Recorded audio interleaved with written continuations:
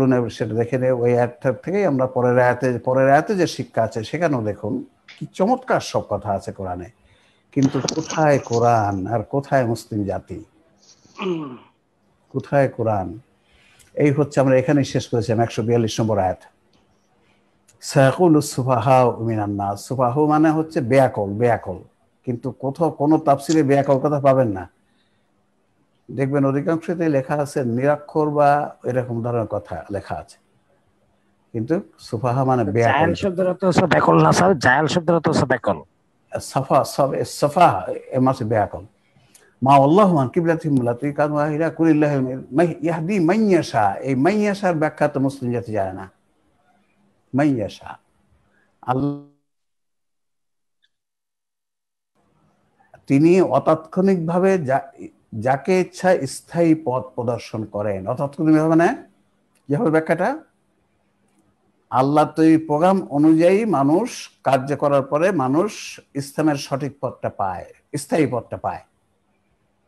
স্থায়ী পথ পেতে গেলে কোরআন বুঝে, স্থায়ী পথ পেতে গেলে কোরআন পড়ে আল্লাহ তৈরি প্রোগ্রাম অনুযায়ী পড়তে হবে। সে প্রোগ্রাম হলো বুঝে বুঝে পড়তে হবে, মন দিয়ে পড়তে হবে, গভীরে যেয়ে পড়তে হবে। আর আল্লাহর কাছে একটু জিজ্ঞাসা করতে হবে, আল্লাহ আর কি হবে, আর কি হবে। আল্লাহর কাছে জিজ্ঞাসা করলে কি আল্লাহ উত্তর দেয়? দেয় নাকি? দেয় স্যার। ওই যে বললাম যে খবর আসলের আদান কাছে প্রদান জমা দুই দেয়। জায়গা হয়, একটা হচ্ছে শরীরের মধ্যে আর একটা হচ্ছে আল্লাহর সাথে। আপনি যখনই আল্লাহর কাছে জিজ্ঞাসা করবেন আল্লাহ আপনাকে উত্তর দিয়ে দেবে। এটা কোন আয়াতে লেখা আছে? এটাও কোরআনে লেখা আছে। আমরা যাবো একটু পরেই এসে যাবে। ইয়েস, এই যে দেখেন, এই যে আলহামদুলিল্লাহ, এই যে আমাদের এখানে লোকজন তৈরি হয়ে যাচ্ছে। ওই যে সালাকা ইবাদি আন্নি ফাইন্নি করিব উজিবুদ দাওয়াতাদ দাঈ ইযা দাআন। তোমার কাছে আল্লাহ আমার সম্বন্ধে জিজ্ঞাসা করে, তোমরা বলে দাও আমি খুব কাছে আছি। আমার কাছে প্রশ্ন করো, আমি উত্তর দেওয়ার জন্য বসে আছি। প্রশ্ন করো, প্রশ্ন করো। যখনই আপনি প্রশ্ন করবেন মনে মনে আল্লাহ এটা তো বুঝতে পারছি না কি হবে, সাথে সাথে উত্তর চলে আসবে, সাথে সাথে উত্তর চলে আসবে। এবং বলছে যাতে তোমরা সঠিক পথটা পেয়ে যাও, আমি উত্তর দেবো তোমাকে। কাজেই আপনি কোরআন বসে ভাববেন, কোরআন পড়ে একটা আয়াত পড়ে একটু ভাববেন, আল্লাহর সাথে একটু কথা বলবেন। সকল মানুষ আল্লাহর সাথে কথা বলতে পারে, কিন্তু আমাদের তো এটা জানা হয়নি, জানানো হয়নি। অনেক আয়াত আছে এরকম বোঝা যায়। চলুন এখন 143-এ কি বলছে, চলুন সেখানেও দেখেন কি কথা বলা আছে। 143, ওয়াকাযালিকা জাআলনাকুম উম্মাতান ওয়াসাতান লিতাকুনু শুহাদা আলান নাস ওয়া ইয়াকুনা রাসূলু আলাইকুম শাহীদা ওমা জাআলনাল কিবলাতাল্লাতী কুনতা আলাইহা ইল্লা লিনা'লামা মান ইয়াত্তাবিউর রাসূলা মিম্মান ইয়ানকালিবু আলা আকিবাইহি ওয়া ইন কানাত লাকাবীরাতুন ইল্লা আলাল্লাযীনা হাদাল্লাহ ওমা কানাল্লাহু লিইউদিয়া ঈমানাকুম ইন্নাল্লাহা বিন-নাসি লারাউফুর রহিম। চমৎকার, চমৎকার। দেখেন, আমরা শানে নজুলের কথা খুব বলি না, শানে নজুল জানতে হবে, শানে নজুল জানতে হবে। এই জন্য শানে নজুল লিখেছে অনেকে, আমাদেরকে অনেকে বলেছে আপনি শানে নজুলটা আমাদের ইয়েতে দেন, আমরা দেইনি, আমরা দেইনি। অনেকেই লিখেছে, দিলে ক্ষতি নেই তা না, কিন্তু শানে নজুল কিন্তু হাদিস যেভাবে সংরক্ষণ হয়েছে, কোরআন যেভাবে সংরক্ষণ হয়েছে, শানে নজুল এইভাবে সংরক্ষণ হয়নি। অনেক আয়াতের শানে নজুল পাওয়া যায় না, অনেক শানে নজুল দেখবেন এ কিতাবে একরকম, ওই কিতাবে আর একরকম। কাজেই শানে নজুল ওইভাবে পাওয়া বেশ কঠিন। কোরআনেই শানে নজুল বলা আছে, যেসব আয়াত গুরুত্বপূর্ণ সেখানে আল্লাহ শানে নজুল কোরআনেই রেখে দিয়েছে। একথা তো মুসলমানের কেউ বলে শানে নজুল লেখেন, কোরআনের শানে নজুল আগে পড়েন। দেখেন এই যে শানে নজরুল অর্থ কি স্যার? মানে নাজিলের প্রেক্ষাপট, কিসের ভিত্তিতে আয়াতটা নাজিল হয়েছে, কি প্রেক্ষাপটে নাজিল হয়েছে। দেখেন এই যে 142 নম্বর যে আয়াতটা, সেখানে যে কথা বলা হলো তার দেখেন এখানে উত্তরটা আল্লাহ কিভাবে দিচ্ছে। এই হচ্ছে 143, 142-এ বলা হয়েছে যে সুভা নির্বোধরা, নির্বোধ বেয়াকল, নির্বোধ মানে সায়াকল সুবাহ মিনান্নাস, নন বেয়াকলরা বলবে তারা যে কিবলার দিকে ছিল তা থেকে তাদের মুখ ফিরিয়ে দিল কিসে। এই হচ্ছে শানে নজুল। 143 নম্বর শানে নজুল আছে এটি। যখনই মুসলমানরা প্রথমে বায়তুল মুকাদ্দাস দিকে মুখ করে নামাজ পড়তো, যখনই বাইতুল হারামের দিকে কেবলার দিকে মুখ ফিরে নামাজ পড়লো, তখন কাফেররা বলছিল, আরে মুসলমানরা পাগল পাগল, এই কালকে পড়েছে, এই নামাজের আগে পড়েছে, আগে রক্তে পড়েছে, জোহরে রক্তে পড়েছে ওই পূর্ব দিকে, এখন পশ্চিম দিকে পড়তেছে। এই হচ্ছে শানের এইটা। এটার পরিপ্রেক্ষিতে এখন আল্লাহ জবাব দিচ্ছে, কেন মুখটা ফিরালাম আমি। এই কথা ওরা যে বলছিল ওরা পাগল, কালকে পড়তে একই নামাজের মধ্যে এক অংশ পড়েছে পূর্ব দিকে আর এক অংশ পশ্চিম দিকে, পাগল পাগল। তখনই আল্লাহ জবাব দিচ্ছে যে কেন আমি এটা করেছি। দেখেন কি বলছে পরের আয়াত, ওয়াকাযালিকা জাআলনাকুম উম্মাতান ওয়াসাতান লিতাকুনু শুহাদা আলান নাস ওয়া ইয়াকুনা রাসূলু আলাইকুম ওয়া মা জাআলনাল কিবলাতাল্লাতী কুনতা আলাইহা। এই যে এখানে বলে দিচ্ছে যে কি জন্য আমি কিবলা চেঞ্জ করেছি, সেটা আমরা যাই অর্থ, এখানে উত্তরটা আছে যে কেন কেবলা আমি চেঞ্জ করলাম। ওরা যে তোমরা যে বললে ওদের কি হয়েছে, ওরা কেন কেবলা চেঞ্জ করলো, আমরা একটু করে দেখি। এভাবে আমরা তোমাদের একটি মধ্যপন্থী জাতি বানিয়েছি। মধ্যপন্থী, উম্মাতান ওয়াসাতান, মুসলিমটা হচ্ছে একটা মধ্যপন্থী জাতি। তার মানে কি বলেন তো, কি হতে পারে মধ্যপন্থী জাতি? এরা সন্ত্রাসীও না, একেবারে ভিজা বেড়ালো না, ভিজা বেড়ালো না। মুসলিমরা এরকম, আপনি অন্যায়ভাবে মানুষকে হত্যা করবেন, ন, এটা ইসলাম নয়। আবার আপনাদের পিটাইতেছে, আপনি পিটার খেয়ে দেয় আর একটা মার দেন, এই আমার দেন, এই চেখন চল দেন না, এরকম না। আপনি এরকমও না, মধ্যপন্থী, মধ্যপন্থী। চমৎকার কথা, তাই না? তাহলে বললো মুসলমানরা সন্ত্রাসীও হবে না, আবার একেবারে ভিজা বিড়াল হবে না, একথা এখানে বলে দিলেন। মধ্যপন্থা, বেস্ট পন্থা মধ্যপন্থা, চমৎকার কথা। তারপরে কি বলছে, লিতাকুনু শুহাদা, তোমরা মধ্যপন্থী হবে, কারণ কি, যাতে তোমরা মানব জাতির মধ্যে সাক্ষী হতে পারো। তোমরা এমন হবে যে মানুষ জাতি যেন দেখেই বোঝে, ওরে মুসলমান, দেখছিস কি কত ভালো মানুষ এরা, দেখছিস কত ভালো মানুষ, দেখছিস। মানুষের মধ্যে তুমি সাক্ষ্য হয়ে দাঁড়াবে, তোমাকে দেখবে মানুষ, ইয়েস, এইটাই হচ্ছে ইসলাম, এটাই হচ্ছে মুসলমান। আর ওয়াকুনা রাসূলু আলাইকুম শাহিদা, তোমার সাক্ষী কি হবে? রাসূল, উসওয়াতুল হাসানা, উনি হচ্ছেন শ্রেষ্ঠ মানুষ। কাজে তুমি হবা মানুষের মধ্যে সাক্ষী, আর তোমার সাক্ষী হবে রাসূল। তুমি চেষ্টা করবে আমি রাসূলের মতো কাছাকাছি, যে রাসূলের সমান তো কেউ হতে পারবে না, আমি ওনার মতো হতে চাই। এইটা হচ্ছে আমাদের উদ্দেশ্য, আমরা রাসূলের কাছাকাছি পৌঁছাতে চাই। আর মানুষের মধ্যে সাক্ষী সে দেবে, মানুষজন একজন মুসলমানকে দেখেই বুঝতে পারে, ইয়েস ইয়েস ইয়েস, এরাই শ্রেষ্ঠ মানুষ। দেখেছো এদের কথাবার্তা, আচার আচরণ কত ভালো, কত ভালো দেখছো। আর এখন কি মুসলমানদের দেখতে বলে ভাগ ভাগ ভাগ, এরা ফাঁকিবাজ, এরা এটা এটা ভেজাল দানকারী, এরা মিথ্যা কথা বলে, এরা মতভঙ্গ করে। হায় রে মুসলমান। আর আল্লাহ বলছে যাতে তোমাদেরকে দেখে ওরা বলে, ওরে বাবার এইটাই ইসলাম, চল ইসলামে যাই, চল আমরা ইসলামে যাই, ইসলাম হচ্ছে শ্রেষ্ঠ। আইডল হিসেবে ধরতে পারি। ইয়েস, কারেক্ট, আইডল তো তাই, শ্রেষ্ঠ আইডল মানে তাই, অনুসরণযোগ্য। আইডল, ইয়েস ইয়েস, কারেক্ট, অনুসরণযোগ্য। তারপরে বলছে ওয়ায়াকুনু রাসূলু আলাইকুম শাহিদা, রাসূল হবে তোমাদের সাক্ষ্য। তোমাদের উদাহরণ হচ্ছে রাসূল, সামনে রাসূল থাকবে তোমাকে। ওমা জাআলনাল কিবলাতাল্লাতী কুনতা আলাইহা, আর তুমি যে কিবলার দিকে ছিলে তাকে কিবলা নির্ধারণ করেছিলাম সেটা এ যা জানার জন্য যে কে রাসূলের অনুসরণ করে আর কে পিছনের দিকে ফিরে যায়।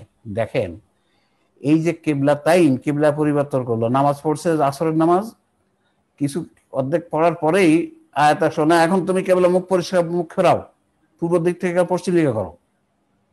তাহলে কেন বলছে, এখানে বলে দিল যে এই যে নামাজের যে অনুষ্ঠান, এখান থেকে একটা শিক্ষা হচ্ছে আল্লাহ যা বলতে বলেছে আমরা তাই করব। আল্লাহ বলছে মুখ পশ্চিম দিকে, আমরা পশ্চিম দিকে করছি। আল্লাহ বলছে পূর্ব দিকে, পূর্ব দিকে। তাহলে তাহলে এখানে কি কথাটা বলে দিলেন, তুমি যে কেবলার দিকে ছিলে তাকে কেবলা নির্ধারণ করেছিলাম শুধু এটা জানার জন্য যে কে রসুলের অনুসরণ করে আর কে পূর্ব অবস্থায় ফিরে যায়। আল্লাহ বলেছে এটা করতে, আমি এটা করবো। আল্লাহ এটা নিষেধ করেছে, এটা করবো না। আল্লাহ বলেছে রুকু একটা করতে, আমরা একটা করবো, সিজদা দুটো করতে দুটো করবো। এখান থেকে শিক্ষা কি? শিক্ষা হচ্ছে সালাতের এই শিক্ষাটা নিয়ে সালাতের বাইরে যখন জীবন পরিচালনা করব তখন দেখব এই কাজটি করার ব্যাপারে আল্লাহ কি করেছে, কি বলেছে, রসুল কি বলেছে। যদি আল্লাহ এবং রসুল বলে থাকে করব, নিষেধ করলে করব না। এইটাই হচ্ছে ইসলাম।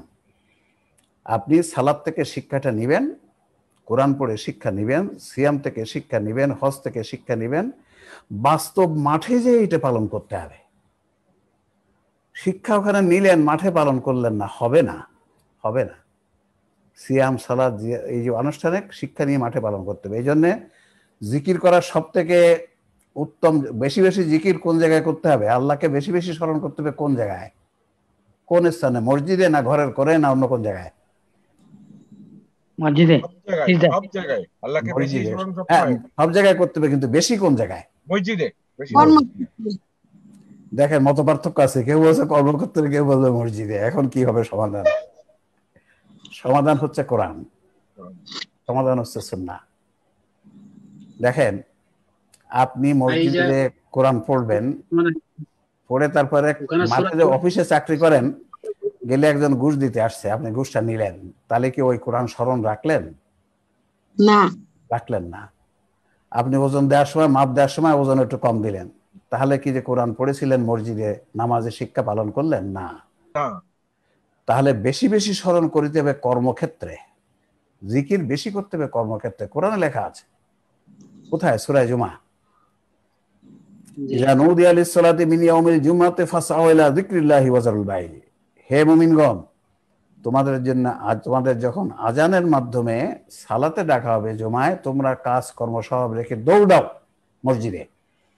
তোমার মাস্টারি, প্রফেসরশিপ, ডাক্তারি, ইঞ্জিনিয়ারিং, চাষ করা, বাস করা, ব্যবসা করা রেখো, চলো মসজিদে। তারপরে মসজিদে সালাত কাশে পড়া হয়ে গেলে কি করবা? ঘুমাবা? কি করতে বলছে? ফাইজা কুদিয়াতিস সালাতি ফান্তাশিরু ফিল আরদ, কর্মক্ষেত্রে নামাজ শেষ হয়ে গেলে ছড়ে যাও পৃথিবীতে। ওয়াজকুরু নি'মাতাল্লাহি লাআল্লাকুম তুফলিহুন। ওই মাঠে ময়দানে কর্মক্ষেত্রে যে বেশি জিকির করো ও মুসলমান জাতি।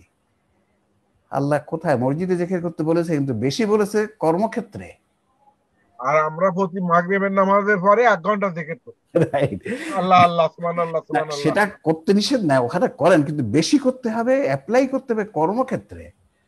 আপনি নামাজ পড়লেন সারা রাত ধরে, আর সকালে যে অফিসে গেলেন 2 ঘন্টা পরে, ঘুষ খাইলেন, ওজনে কম দিলেন, ভেজাল দিলেন, কোনো লাভ নাই। ওই সব সালাত জিয়াম সব শূন্য হয়ে যাবে। তাহলে কত চমৎকার কোরআন! দেখেন, মানুষকে সৎ বানানো, জীবনকে সহজ করা, কত কত চমৎকার ব্যবস্থা হচ্ছে ইসলামী জীবন ব্যবস্থা। কিন্তু ওই ইবলিস, ওই গ্ল্যাডস্টোন, তারা আমাদেরকে এগুলো শিখতেই দিল না। তাহলে বলল, এই অনুষ্ঠান, সালাতের অনুষ্ঠান থেকে তোমাদেরকে আমি শিক্ষা দিয়েছি যে আমি যা করতে বলেছি সেইটা করবা, আর কারো তা শুনবা না। যদিও এটি ছিল অত্যন্ত কঠিন বিষয় তাদের জন্য ছাড়া, যাদের আল্লাহ অতাৎক্ষণিকভাবে সঠিক পথ প্রদর্শন করেছেন। দেখেন, সালাতের মাধ্যমে মুখটা ঘুরাই দিল অন্যদিকে। এটা পালন করা যারা আল্লাহর কাছে আত্মসমর্পণ করে নাই তাদের জন্য কঠিন, কিন্তু যারা আল্লাহর কাছে আত্মসমর্পণ করেছে তাদের জন্য সহজে। আল্লাহ বলেছে, নবী আমাদের বলছে আল্লাহর কথাটা, আমার কোনো চিন্তা নাই। আল্লাহ বলেছে, নবী বলেছে, সাথে সাথে আমি মুখ ঘুরাই দিব। তার মানে আল্লাহ এবং নবী যা বলেছে আমরা সেটা পালন করব। সালাত, সিয়াম, এইসব যে আমলগুলো আছে, এখান থেকে এই মানুষ তৈরি করছে আল্লাহ, এক একটার থেকে এক ধরনের শিক্ষা। আর আল্লাহ তোমাদের ইমানকে কখনো, এই দেখেন তাৎক্ষণিকভাবে আছে, ওটা হচ্ছে অতাৎক্ষণিক, আর তাৎক্ষণিকভাবে নষ্ট করেন না।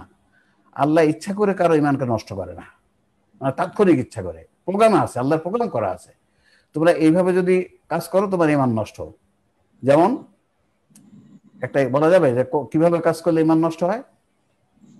নবী সাল্লাল্লাহু আলাইহি ওয়াসাল্লাম বলেছে না, খেয়ানাতকারীর ইমান নাই, ওয়াদা ভঙ্গকারীর দিন নাই। তাহলে দেখেন, যে ব্যক্তি খেয়ানত করলো তার ইমান নেই। তাহলে আল্লাহ কিন্তু বলেন, আল্লাহ বলেছে খবরদার খেয়ানত করবে না, খেয়ানত করলে কিন্তু ইমান থাকবে না। আল্লাহ কিন্তু তাৎক্ষণিকভাবে করেন না, আল্লাহ প্রোগ্রাম বলে দিয়েছে যে খেয়ানত করলে ইমান থাকবে না, ওয়াদা ভঙ্গ করলে দিন থাকবে না, বলে দিয়ে কোরআন হাদিসের মাধ্যমে আমাদের জানিয়ে দিয়েছে। কাজে এগুলো সব প্রোগ্রাম অনুযায়ী হচ্ছে। আল্লাহ তাৎক্ষণিকভাবে আপনার আমার ইমানকে নষ্ট করবেন না। আল্লাহ প্রোগ্রাম করে দিয়েছে, আমরা যদি সেই প্রোগ্রাম অমান্য করি ইমান নষ্ট হয়ে যাবে। তাহলে সবে কিন্তু তাৎক্ষণিক অতাৎক্ষণিক, তাৎক্ষণিক অতাৎক্ষণিক, বেশিরভাগ জায়গায় অতাৎক্ষণিক ভাবে হচ্ছে, আল্লাহ দেওয়া প্রোগ্রাম অনুযায়ী হচ্ছে।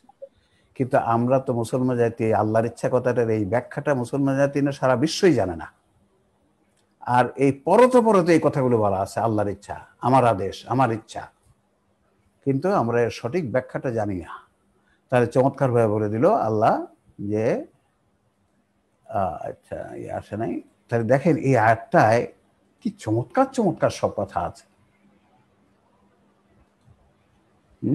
আর আল্লাহ তোমাদের ইমানকে কখনো তাৎক্ষণিকভাবে নষ্ট করেন না, ইমান নষ্ট হয় অতাৎক্ষণিকভাবে, মানে আল্লাহ দেয়া প্রোগ্রাম অনুযায়ী। আল্লাহ বলছে মিথ্যা কথা বললেও তোমার ইমান থাকবে না, অদাভঙ্গ করলে ইমান থাকবে না। নিশ্চয়ই আল্লাহ মানুষের জন্য অত্যন্ত সহানুভূতিশীল ও পরম দয়ালু। আল্লাহ যে পরম দয়ালু, সহানুভূতিশীল দয়ালু, এর প্রমাণ কি? দু একটা বলেন দেখি। আল্লাহ যে আমাদের জন্য দয়ালু, এর কি প্রমাণ? দেখেন আমাদের যে অক্সিজেন নিতে দিচ্ছে, এটা হিন্দুরাও দেয়, মুসলমানরাও দেয়, কাফেররাও দেয়। অক্সিজেন বন্ধ করে দেয়নি, আর নিচ্ছে আমরা, দয়ালু। খাবার দিচ্ছে দয়ালু। আর কি আছে দয়ালু? আর একটা দয়ালুর কথা হচ্ছে সূর্য কিরণ, ঠিক, এগুলো সব আছে। আর একটা আছে, আলোর আমলের ব্যাপারে একটা দয়া আছে, সেটা কি বলেন দেখি। দেখেন আল্লাহ বলছে বান্দারা তোমরা যদি খালি, তোমরা অনেক গুনাহ করবে আমরা জানি, আমি জানি তোমাদের লোভ আছে, লালসা আছে, আবার ইবলিস শয়তানের পিছনে লাগাই রাখছে কিয়ামত পর্যন্ত। কাজে উনি একটা দয়াশীল একটা দেখাইছে কি, তুমি যদি গুনাহ করার পরে আমার কাছে তওবা করো, মৃত্যু আসার যুক্তিসঙ্গত সময় পূর্বে তোমার ওই গুনাহগুলোকে আমি সওয়াব করে দেব। আল্লাহু আকবার, আল্লাহু আকবার। গুনাহগুলোকে নেকি করে দিবে, কিন্তু সে তওবা কখন করতে হবে? যুক্তিসঙ্গত, মৃত্যু আসা যুক্তিসঙ্গত। যুক্তিসঙ্গত, এই যে কথাটা একটা চমৎকার কথা। আমরা কি দেখি, ছোটবেলার থেকে দেখে দেখে মানুষ হয়েছে, গড়া দিকে গড়গড় গড়গড় গড়গড় গড়গড় করছে গড়গড়া, তখন নিয়ে আসতেছে হুজুরকে ডেকে এনে তওবা করা। এই তওবার কোনোই মূল্য নাই। সবচেয়ে গুনাহ করার সাথে সাথেই তওবা করা। ও তো মরে যাচ্ছে, ওর জন্য তওবা কিসের? সাথে সাথে তওবা হচ্ছে আপনার আমার যখন জ্ঞান বুদ্ধি আছে তখনই তওবাটা করতে হবে, গুনাহ করার সামর্থ্য আছে। কাজেই তওবা করার ব্যাপারটা এটাও চলবে না যে একবার তওবা করলাম তারপরে কয়েকদিন পর বা এক মাস পর আবার সেকেন্ড টাইম, এটা চলিবে না, এটা চলবে না। তওবা করার অর্থ হচ্ছে তওবা করার পরে সামনে আর কখনো কোনো গুনাহ করিবেন না। খালি ওই গুনাহটা না, কোনো গুনাহ করিবেন না। যদি বাধ্য হন সেটা ভিন্ন কথা, কিন্তু ইচ্ছাকৃতভাবে করিতে পারিবেন না। এটা সূরা নিসার 17-18 নম্বর আয়াতে বলা হয়েছে। 17তে বলা হয়েছে ইন্নামাত তাওবাতু লিল্লাযিনা ইয়ামালুনা সুআ বিজাহালাতিন সুম্মা ইয়াতুবুনা মিন কারিবিন। কেউ যদি জাহালাত মানে আকল দিয়ে বুঝতে না পারার কারণে ধোঁকায় পড়ে কেউ যদি গুনাহ করে সাথে সাথে তওবা করে, আমি তার তওবা কবুল করি। তারপরে বলছে ওয়ালাইসাতিত তাওবাতু লিল্লাযিনা ইয়ামালুনা সাইয়্যাতি হাত্তা ইযা হাযারা আহাদাহুমুল মাউতু ক্বালা ইন্নী তুবতুল আন। ওই ব্যক্তির তওবা আমি কবুল করিব না যে মৃত্যু এসে গেলে তওবা করে। আচ্ছা, এই আয়াত বুঝতে পারলো না একটা জাতি বুঝতে পারলো না। আকল একেবারেই নাই, একেবারেই নাই। গড়গড়া এসে গেছে, তারা তওবা করে কি লাভ? ও তো মরে যাচ্ছে, ওর তো গুনাহ করার কোনো সুযোগই নাই, ক্ষমতা নাই। তবে এতটুকু আগে করতে হবে যে আপনি চাইলে এখন গুনার কাজটা করতে পারেন, আপনার শক্তি আছে, আপনার বুদ্ধি আছে, জ্ঞান আছে, এখন চাইলে গুনাহটা করতে পারেন। কিন্তু বলছেন না আমি তওবা করেছি, আমি আর কোনো গুনাহ করিব না, এতটুকু সময় বলবে। কিন্তু বর্তমান মুসলিম বিশ্ব হচ্ছে হাত্তা ইউগারগারু, হাদিসের ব্যাখ্যাটাও জানে না। নবী বলছেন ইউগারগারি করা পর্যন্ত আগে, ইউগারগারি আসলে আর তওবা হবে না। ইউগারগারি আসে, গড়গড়া শব্দ আসে যখন সে অজ্ঞান হয়ে যায়, আধা অজ্ঞান, এর সময় তওবা হবে না। এই চমৎকার কথা, এই জাতি বুঝে নাই। ব্যাকলদের থেকে এমনি বুঝবে? ব্যাকলদের বুঝার কোনো ক্ষমতা নাই। আমাদের আকলে ফিরে আসতে হবে, আকলে ফিরে আসতে হবে। চমৎকার। তাহলে আল্লাহ যে দয়ালু, কি চমৎকার কথা। দেখেন কোরআন হাদিস সব আয়াত, একটা আয়াত বুঝতে গেলে অন্য আয়াত সাহায্য নিতে হয়। তাহলে আল্লাহ পরম দয়ালু, এই কথাটার ব্যাখ্যা এটা। আমাদের খাবার দাবার দিছে তো আছে, এটা তো দয়ালু আছে। আর একটা হচ্ছে এই যে মাফ করে দেওয়া। আরে মানুষের হক ফাঁকিদার গুনাহ, হকটা ফেরত দিয়ে মাপ চাইতে হবে। আর যদি হক ফাঁকিদার গুনাহ না হয়, অন্য ইয়ে হলে আপনি তওবা করার সাথে সাথে সওয়াব হয়ে যাবে। কিন্তু সামনে আর করা চলিবে না। যদি মনে করেন যে আজকে করলাম আবার 10 দিন পরে করব, আবার আল্লাহরে ফাঁকি দিব, আল্লাহকে তো ফাঁকি দিতে পারবেন না। কাজেই চমৎকার এই আয়াত। চলো এখন তারপরের আয়াতটি 144। কদ নারা, দেখেন কত চমৎকার কথা। কদ নারা তাকাল্লুবা ওয়াজহাকা ফিস সামা ফালানুওয়াল্লিয়ান্নাকা কিবলাতান তারদাহা ফাওয়াল্লা ওয়াজহাকা শাতরাল মাসজিদিল হারামি ওয়া হাইসুমা কুনতা ফাওয়াল্লু উজুহাকুম শাতরাহা ওয়া ইন্নাল্লাযীনা উতুল কিতাবা লা ইয়ালামুনা আন্নাহুল হাক্কু মির রাব্বিহিম ওয়া মাল্লাহু বিগাফিলিন আম্মা ইয়ামালুন। চমৎকার কথা। এই যে কিবলা যে দিল, কেন কিবলাটা রাসূল মদিনায় যে বায়তুল মুকাদ্দাসের দিকে মুখ করে নামাজ পড়ছেন, সাহাবায়ে কেরাম পড়ছেন, তারপরে কেন বায়তুল হারামের দিকে কাবা শরীফের দিকে মুখ করা হলো, তার ব্যাখ্যাটা এখানে আসছে। হে নবী, তুমি যে মাইকটা বন্ধ করে রাখেন, তুমি যে বারবার আকাশের দিকে মুখ তুলছো তা আমরা দেখেছি, তাই আমি অবশ্যই সেই কিবলার দিকে মুখ ফিরিয়ে দিচ্ছি যা তুমি পছন্দ করো। নবী সাল্লাল্লাহু আলাইহি ওয়াসাল্লাম চাইতেন যে আমার যেখানে জন্ম হয়েছে বায়তুল্লাহ আছে, ওইদিকে যদি কিবলাটা হইতো, ওইদিকে যদি কিবলাটা হইতো, মনে মনে চাইছে আর কি। আকাশের দিকে তাকায়, আল্লাহর দিকে তাকাইয়ে চাচ্ছে, মানে কি মনে আছে যে আল্লাহ ওই দিকে একটু ফিরাই দিলে আপনি যদি একটু বলেন। আল্লাহ তো মনের কথা বুঝতে পারে। দেখেন, আর কি তুমি যে বারবার আকাশের দিকে মুখ তুলছো, মানে আমার দিকে তাকাচ্ছ, মানে তোমার মনের ইচ্ছা যেন আমি ওই দিকে মুখটা ঘোরাই দেই, তাই আমি অবশ্যই সেই কিবলার দিকে মুখ ফিরিয়ে দিচ্ছি যা তুমি পছন্দ করো। তাহলে এটাও হচ্ছে একটা শানে যে কেন আল্লাহ বায়তুল মুকাদ্দাস থেকে কিবলাটা ফিরিয়ে দিল বায়তুল্লাহর দিকে। নবী সাল্লাল্লাহু আলাইহি ওয়াসাল্লাম মনে মনে চাচ্ছিলেন এটা। আল্লাহ যে মনের কথা জানে, বুঝতে পারে, দেখেন চমৎকারভাবে বোঝা গেল।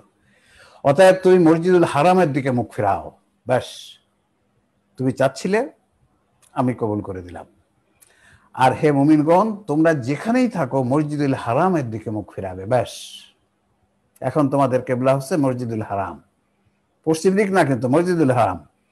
যারা কেবলা কাবা শরীফের পূর্ব দিকে আছে তারা পশ্চিমে, যারা পশ্চিম দিকে আছে তারা পূর্ব দিকে, এরকম হবে।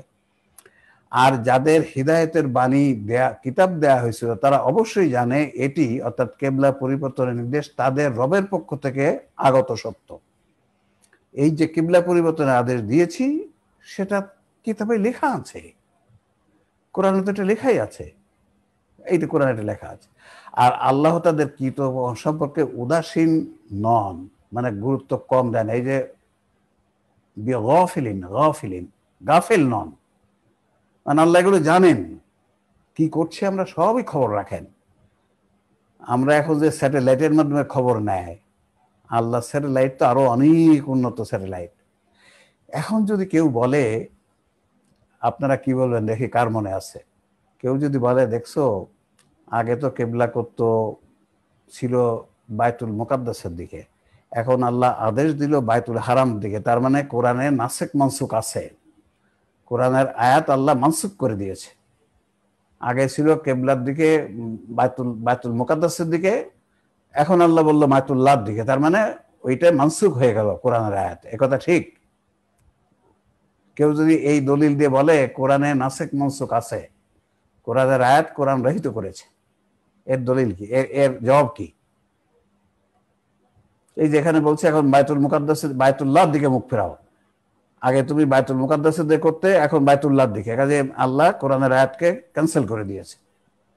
এই যদি কেউ বলে, স্যার বায়তুল মুকাদ্দাসের বিষয়টা স্যার আগের কিতাবে ছিল স্যার। ইয়েস, কারেক্ট, আলহামদুলিল্লাহ। বায়তুল মুকাদ্দাসের দিকে মুখ করে নামাজ পড়ার কথা কোরআনের কোথাও লেখা নাই। এটা হচ্ছে আগের শরিয়াতে, যতদিন এই আয়াত আসে নাই তখন যে নামাজ কোত্থেকে পড়বে, আগের নবীরা যেটা পড়তো ওই আদেশ তখন চালু আছে। নতুন আদেশ আসার আগে তো ওইটাই চালু করতে হবে। ওই আয়াত যদি কোরআনে থাকতো বায়তুল মুকাদ্দাসের দিকে মুখ করে নামাজ পড়ো, তাহলে এই আয়াত আসলে ওই আয়াত রহিত হয়েছে বলতে হবে, কিন্তু ওই আয়াতটা কোরআনে নাই। কাজে কোরআনের একটা আয়াত আর একটা আয়াতে রহিত করে নাই। অথচ সারা বিশ্বের মুসলমানদের শেখানো হচ্ছে যে কোরআনে একটা আয়াত আর একটা আয়াতকে রহিত করে। হায়রে মিথ্যা কথা, হায়রে মিথ্যা কথা। পিএইচডি ডিগ্রি দেওয়া হয় সারা মুসলিম বিশ্বে, মক্কা, মদিনা, আজহার সব জায়গায়। অথচ দেখেন এই আয়াতে বায়তুল মুকাদ্দাসের দিকে মুখ করে নামাজ পড়ার কথা কোরআনের কোনো আয়াতে লেখা নাই। তা যদি থাকতো তাহলে কিন্তু রহিতকরণ ওই থিওরি সত্য হতো। কি চমৎকার কথা! আল্লাহ এই কথাগুলো আসলে আমাদেরকে বুঝে নেওয়া, করে নেওয়া দরকার। কত চমৎকার ভাবে আল্লাহ বলে দিলেন যে এটা দিয়েছি, এবং ওই কথা আগের শরিয়াতের কথা। অর্থাৎ কোরআন হচ্ছে নাসেখ, আগের শরিয়াতের কিছু কিছু আদেশ মানসুখ করেছে, কিন্তু কোরআনের একটি আয়াত আর একটা আয়াতকে রহিত করে নাই। কোরআনের সকল আয়াতের শিক্ষা চালু আছে, সব আয়াতের। আমরা সামনে দেখবো যে সব কথাগুলো কত চমৎকার আসছে। 145 ওয়ালাইন আতাইতাল্লাযীনা উতুল কিতাবা বিকুল্লি আয়াতিন মা তাবিউ কিবলাতাকা ওমা আনতা বিতাবি কিবলাতাহুম ওমা বা'দুহুম বিতাবিন কিবলাতা বা'দিন ওয়ালানি তাবাতা আহওয়াহুম মিন বা'দি মা জাআকা মিনাল ইলমি ইন্নাকা ইযাল লামিনাজ যালিমিন। দেখেন কি চমৎকার কথা বলছে, নবীকে বলছে, যদি তুমি আহলে কিতাবদের কাছে সব আয়াত নিয়ে আসো তবুও তারা তোমার কিবলার অনুসরণ করবে না। আহলে কিতাবদের কাছে যদি সব দলিল নিয়ে আসো, তাদের কিতাবে লেখা আছে, তাও তারা মানবে না। আর তুমিও তাদের কিবলার অনুসারী হবে না। ওদের বায়তুল মুকাদ্দাস কিবলা আছে, তুমি সেটা অনুসরণ করবে না। আবার তাদেরকেও অন্য কারো কিবলার অনুসারী হবে না। তোমার কাছে যে জ্ঞান এসেছে তারপরও যদি তুমি তাদের খেয়াল খুশির অনুসারী হও তবে নিশ্চয়ই তুমি জালেমদের অন্তর্ভুক্ত হবে। তার মানে কোরআন হচ্ছে লেটেস্ট কিতাব। দেখেন এই যে একটাও আল্লাহ বলছে তোমার কাছে যে কিতাব আসছে এটা হচ্ছে লেটেস্ট এডিশন অফ আল্লাহর কিতাব, আল্লাহর কিতাবের লেটেস্ট সংস্করণ। আপনারা বলুন, পরের সংস্করণ আসলে আগের সংস্করণের আদেশ কি মানা যায়? পরের সংস্করণ এসে গেলে আগের সংস্করণগুলো কি চালু থাকে না? চালু থাকে না, কি বলেন? যারা অ্যাপ্লাইড সায়েন্স জানেন তারা বলবেন না, লেটেস্ট এডিশন ফলো করতে হবে, লেটেস্ট এডিশন।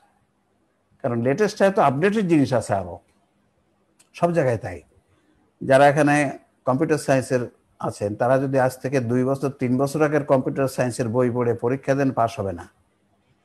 মেডিকেল সায়েন্স যারা পড়তেছে তারা যদি 4 বছর 5 বছর 10 বছর আগের মেডিকেল সায়েন্সের বই পড়ে পরীক্ষা দেয়, পাস করা হবে না। লেটেস্ট এডিশন পড়তে হবে। এই লেটেস্ট এডিশনের সিস্টেম তো আল্লাহ চালু করেছে। আল্লাহর কিতাব পাঠিয়েছে একবারে প্রথম থেকেই। আল্লাহ বলেছে আমার কাছ থেকে কিতাব যাবে, ফাইন্নাকা ইয়াতিয়ান্নাকুম মিন্নি হুদান ফামান তাবিআ হুদা ফামা খাউফুন আলাইহিম। আমার কাছ থেকে যুগে যুগে কিতাব যাবে, ওই কিতাব তোমাদেরকে অনুসরণ করতে হবে। ওই কিতাবের একটা সংস্করণ এসে গেলে আগের সংস্করণ বাতিল। এইভাবে কোরআন হচ্ছে শেষ সংস্করণ। এখন আমাদেরকে এর আগের যে ইঞ্জিন আছে সেটা ফলো করা যাবে না। আর যারা ইঞ্জিন ফলো করছে তাদেরকে বলতে হবে, ভাই বুঝিয়ে বলতে হবে, জোর করে না। ইসলাম জোরের বিষয় নয়, ইসলাম হচ্ছে যুক্তি দলিলের বিষয়। ইসলাম যে জোরের বিষয় নয় এটা কোথায় আছে লেখা? ঘাড় ধরে ইসলাম মানাতে হবে, এটা কি? ইসলামকে ঘাড় ধরে ইসলামে নিয়ে আসতে হবে, ঠিক কি? মোটেই নয়। কোথায় আছে যে ইসলামকে জোরে জোর জোর দিয়ে ইসলাম মানা যাবে না? কোথায় আছে? কোরআনে এগুলো পরিষ্কার করে বলা আছে ইসলাম জোরের বিষয় নয়। ইসলাম হচ্ছে এর যে তথ্য, সেই তথ্যের সত্যতা, তথ্যের যৌক্তিকতা। লা ইকরাহা ফিদ্দীন কাদ তাবায়্যানা রুশদু মিনাল গাই। ইসলামে কোনো জোর জবরদস্তি নাই। আমি সত্য থেকে মিথ্যা থেকে আলাদা করে দিয়েছি, যুক্তি দিয়ে বলে দিয়েছি। বলে দাও কোরআন হচ্ছে আল্লাহর কিতাবের শেষ সংস্করণ। ভাই ইহুদি, ভাই নাসারা, ভাই হিন্দু, আপনারা বলেন কোনটা নিয়ম? লেটেস্ট এডিশন ফলো করা না আগেরটা ফলো করা? ওরা সবাই বলবে না, অ্যাপ্লাইড গ্রন্থ তো লেটেস্টটাই ফলো করতে হয়। তাহলে কেন? আপনি একটু চিন্তা করে দেখুন। আল্লাহর কিতাবের কোরআনের আগেরটা হচ্ছে ইঞ্জিল, তার আগে তাওরাত জবুর ছিল। এখন আপনারা কোরআন এসে গেছে লেটেস্ট, আপনারা কোনটা পড়বেন? আপনার তাওরাতের অনেক কথাই কোরআনে আছে, ইঞ্জিনের অনেক কথাই আছে, আবার কিছু কিছু কথা আল্লাহ রহিত করে বেটার আয়াত দিয়েছে। এই আয়াতটা হচ্ছে ওইটা, মা নানসাখ বিন আয়াতিন আও নুনসিহা নাতি বিখাইরিম মিনহা আও মিসলাহা। আমি যখন পরের কিতাবটা আনি, ওই কিতাবে আগের কিতাবের অনেক কিছুই থাকে, আবার কিছু আমি বাদ দিই, কিছু নতুন আনি। কাজে তোমরা লেটেস্টটা ফলো করবা, এবং পৃথিবীর সব জায়গায় সবাই তাই করে। আমরা যদি কোরআনটাকে বুঝিয়ে বলতে পারি, কেন তারা করবে না? সবাই করবে, দেখবেন সবাই করবে না, কেউ কেউ তো ইবলিস থাকবে, জাহান্নাম তো খালি থাকবে না, জাহান্নামে তো কেউ কেউ যাবে। কাজেই আমাদের এই দলিল দিয়ে বলতে হবে মা নানসাখ বিন আয়াতিন আও নুনসিহা মানে কোরআনের একটা আয়াত গ্রহীত হয়েছে, এটা মিথ্যা কথা। আগের কিতাবের আয়াত কোরআন কিছু মানসুখ করে দিয়েছে, রহিত করে দিয়েছে। অনেক কথা তাওরাত জবুলের ইনজিলের কোরআনে আছে, বেদেও আছে, ত্রিপিটকেও আছে এই কথা। তারা দেখেন কত চমৎকার কথা বলে দিল। নবীকে বলছে তুমি তাদের কিতাব অনুসরণ করবে না, কারণ কোরআনটা হচ্ছে লেটেস্ট কিতাব। এখন যদি কেউ বলে, এই প্রশ্নটা বুঝে নিতে হবে, যদি ওরা কেউ জিজ্ঞাসা করে, মনে করেন একজন ইহুদি জিজ্ঞাসা করলো, আচ্ছা আগে তো কিতাব এসেছে, কোরআনের পরে তাওরাতের পরে জবুর, জবুরের পরে ইনজিল, ইনজিলের পরে ফুরকান, তাহলে কোরআনের পরে কিতাব আসবে না কেন? কোরআনের পরে আবার কিতাব পাঠাবে না কেন আল্লাহ?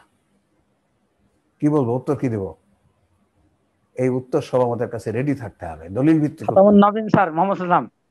জি জি, খাতামুন নবীন উনি। না খাতাবুন নবীন সে বললো, কিন্তু বললো যে আল্লাহ তো আগে কিতাব আসছে, আবার তো এখানে আল্লাহ কেন বন্ধ করলেন কেন? আগে তো ধরেন কয়েকশো বছর পরে আসছে, তা কোরআন চলে গেল 1400 বছর, আরো কত বছর যাবে, কত কোটি বছর যাবে আমরা তো জানি না, আবার কিতাব আসবে না কেন? প্রশ্ন করতেই পারে। আপনি যদি বলেন আরে অত প্রশ্ন করার দরকার নেই, যা আছে তাই মানো, আরে রাখো তোমার এইসব কথা, আমার তুমি বোঝাতে পারবে না। সালাম আলাইকুম স্যার। আলাইকুম, বলুন। যদি কেউ এই কথা বলে কি বলতে হবে তাকে? স্যার কোরআনের কিওয়ার্ড গুলো স্যার এমন ভাবে দেওয়া আছে যেগুলো কিয়ামত পর্যন্ত গবেষণা করলে যে কোনো যুগের উপযোগী ব্যাখ্যাটা বের হয়ে আসবে। Very good, very good. দেখেন আগের কিতাব আল্লাহ ওইভাবে করেছেন, কারো পরে যখন মানব সভ্যতার অবস্থার পরিবর্তন হয়েছে, নতুন নতুন সমস্যা আসছে, আল্লাহ নতুন ইয়ে দিয়েছে। কিন্তু কোরআনের ব্যাপারে কি করেছে, এখন কোরআনের যে কি ওয়ার্ডগুলো, মূল যে শব্দগুলো, সেগুলো এমন আল্লাহ তার অসীম জ্ঞানের আলোকে এমন শব্দ চুজ করেছে যে শব্দগুলোর অনেকগুলো অর্থ হয়। 500 বছর আগে একরকম অর্থ ছিল, এখন অন্যরকম অর্থ দিবে। ওই শব্দটার সেই অর্থ আছে ডিকশনারিতে, ওই শব্দটার এই অর্থ আছে। যেমন ধরেন আলাক, আলাকের একটা অর্থ হচ্ছে জমাট বাঁধার অর্থ, কাজে এই অর্থটা 500 বছর আগে ঠিক ছিল। কিন্তু আলাদা আর একটা অর্থ হচ্ছে কোন স্থান থেকে ঝুলে থাকা জিনিস। এখন আর জমাট বাঁধা রক্ত বলা যাবে না, কারণ এখন মেডিকেল সায়েন্স প্রমাণের ভিত্তিতে জানে যে মানুষ তৈরি হয় জমাট বাঁধা রক্ত থেকে নয়, মায়ের পেটে যখন ভ্রূণটা থাকে জরায়ু রল থেকে ঝুলে থাকে, এই কথাটা বলা হয়েছে। তাহলে এইটা দেখেন, ওই আলাকের অর্থ কিন্তু যদি খালি জমাট বাঁধা রক্ত হতো তাহলে কিন্তু সারা জীবন 100 কোটি বছর পরেও জমাট বাঁধা রক্তই থাকতো। কিন্তু আলাকের একটা অর্থ আপনারা ডিকশনারি খুলে দেখবেন, ঝুলে থাকা বস্তু। এইরকম অনেক আয়াত কিওয়ার্ড গুলোর এমন আল্লাহ চুজ করেছে যে তার অনেকগুলো অর্থ হয়, এক যুগে একটা, এক যুগে একটা। এই জন্য গবেষণা করে কোন যুগের জন্য কোন অর্থটা নেবেন আপনি নিবেন, এটা আপনার অধিকার আছে। তাহলে আল্লাহ কেন দিবেন না কোরআনের পরে? আল্লাহ তার অসীম জ্ঞানের আলোকে কোরআনের শব্দগুলো এমন চুজ করেছে যে ওই শব্দের মধ্যে অর্থ আছে যে অর্থটা আপনার যুগের জন্য হবে। কোরআন পাল্টানো লাগবে না, কোরআন ঠিক আছে, কিন্তু অর্থটা আপনি চেঞ্জ করতে পারেন, এবং সে অর্থ ডিকশনারিতে থাকতে হবে। চমৎকার, চমৎকার। এই কথা যখন বলবেন তখনও বলবো ও আচ্ছা, বুঝতে পেরেছি। আর একটা হচ্ছে কেন নতুন কিতাব আসছে, সংরক্ষণ পদ্ধতিটা উন্নত ছিল না, ফলে 500 বছর পরে, 1000 বছর পরে যেহেতু সংরক্ষণ ভালো ছিল না, পাল্টা ফেলছে, দুষ্টুরা চেঞ্জ করে দিয়েছে। কিন্তু এখন সংরক্ষণ পদ্ধতি কি হয়েছে, এখন আর কাগজেও লেখা লাগে না, এখন থাকে মেঘে স্কাই। হার্ড ডিস্ক, কিন্তু এখন আর হার্ড ডিস্ক লাগে না, এখন বলা হচ্ছে মেঘে, স্কাইতে, ক্লাউডে সংরক্ষণ হচ্ছে। কি চমৎকার ব্যবস্থা, কি চমৎকার ব্যবস্থা। কাজেই কোরআনের পরে এডিশন হওয়া লাগবে না দুটি কারণ। একটা হচ্ছে সংরক্ষণ পদ্ধতি এমন আছে যে পাল্টাতে পারবে না, আর আল্লাহ নিজেও দায়িত্ব নিয়েছে। আর একটা হচ্ছে শব্দগুলো আল্লাহ এমন চুজ করেছে প্রত্যেক যুগের জন্য ওই শব্দের মধ্যে অর্থ আছে। আহা, কি চমৎকার সিস্টেম! দেখেন কি চমৎকার ব্যবস্থা আল্লাহ করেছেন। এইভাবেই আমরা মুসলমান জাতিকে, কোরআনকে প্রেজেন্ট করতে হবে বিশ্ব মানবতার কাছে। তাহলেই বিশ্ব মানবতা কোরআনের কাছে মাথাটা নত করে দিবে। আর আমরা যদি বলি না না অত বোঝা টোঝার দরকার নাই, আসিবে না, কলা দেখাই চলে যাবে। ভেরি রেসপেক্টেড পার্টিসিপেন্টস, বুঝে নিন কথাগুলো, একটু দেখে নিন, দেখেন কি চমৎকার কথা আল্লাহ বলছে। যদি তোমরা তাদেরটা অনুসরণ করো তুমি জালেমদের অন্তর্ভুক্ত হবে। নবী বললো তুমি জালেমদের অন্তর্ভুক্ত হবে। কাজে আমরাও যদি তাদের কথা মেনে নেই, একটু বুঝে না নেই ভালো করে, তাহলে আমরাও জালিম হয়ে যাব। আল্লাযীনা আতাইনাহুল কিতাবা ইয়ারিফুনাহু কামা ইয়ারিফুনা আবনাআহুম ওয়া ইন্না ফারীকাম মিনকুম লায়াকতুমুনাল হাক্কা ওয়া হুম ইয়ালামুন। একবারে চিরসত্য কথা কিভাবে কোরআন বলেছে দেখুন। যাদের আমরা কিতাব দিয়েছি তারা এটি অর্থাৎ কেবলা পরিবর্তনের বিষয়টি এমনভাবে চেনে যেভাবে তাদের নিজেদের সন্তানদের চেনে। এই যে কেবলা পরিবর্তন হবে, ইয়ে হবে, ওইসব কিতাবেও লেখা আছে। সেজন্য বলছে ওদেরকে, ওরাও জানে যে এরকম হবে। ওদের কিতাবেও লেখা আছে কোরআন আসবে, হিন্দুদের কিতাবেও লেখা আছে কোরআন আসবে, হিন্দুদের কিতাবে বেদেও লেখা আছে কল্কি অবতার আসবে। অথচ তাদের মধ্যে থেকে একটি দল অবশ্যই জেনে বুঝে সত্যকে গোপন করছে। ওদের কিতাবটাই পড়ুক, ওখানে লেখা আছে। আপনারা কি জানেন বেদ পড়া কাদের জন্য নিষেধ? হিন্দু ধর্মে বেদ কিন্তু যারা শিডিউল কাস্ট তাদের জন্য কিন্তু বেদ পড়া নিষেধ।